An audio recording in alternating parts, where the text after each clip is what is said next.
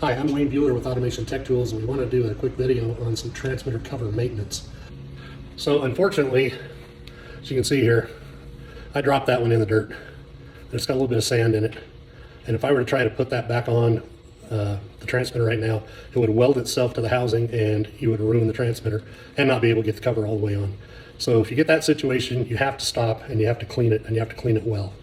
So the first thing I would do is I would get this O-ring off and out of the way. I'm going to wipe that down clean, get all the sand off of it, because you can see it's got some on it. I don't want to recontaminate the transmitter.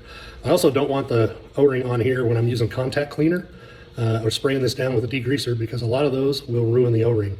They'll make it swell and your O-ring will not be any good. So make sure you get it off of there before you start spraying this thing down and clean it. So I've wiped this down and I'm still feeling a little grit in a couple of spots. You can kind of feel it down in the threads. I can't quite get that out of there. So now what I'm going to do is take my favorite contact cleaner.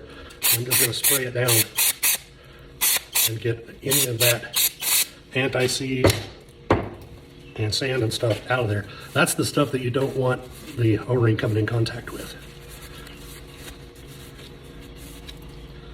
Yeah, so see how much more dirt I got out of that, how much grease I got out of that. Now it's feeling pretty clean, pretty smooth. I'm not feeling any, maybe a little bit of a gritty spot right there. I'm going to hit that again.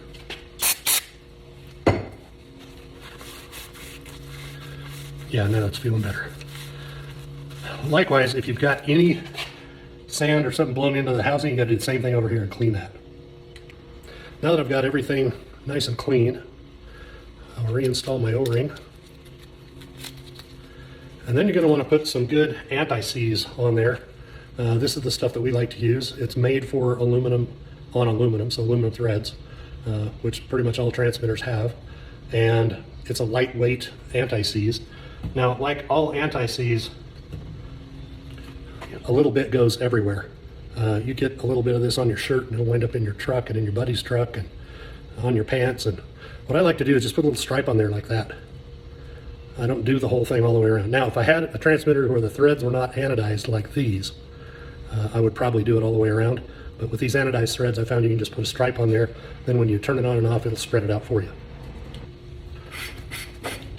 So now I'm putting it on with the anti-seize on it. I'll pull it off here so you can see what it looks like after you've spun it on.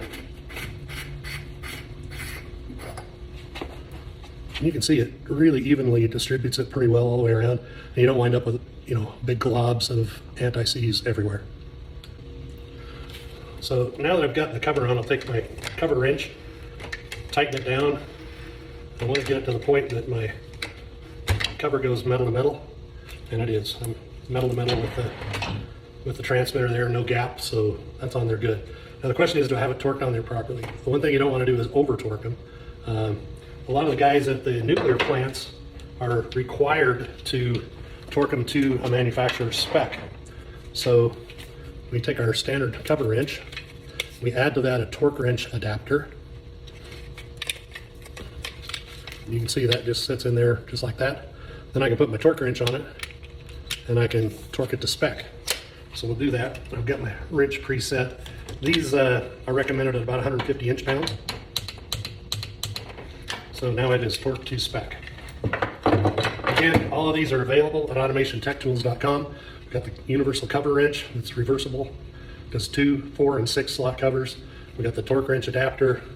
We also sell the recommended anti-seize that we like to use on these covers. Thanks for your time.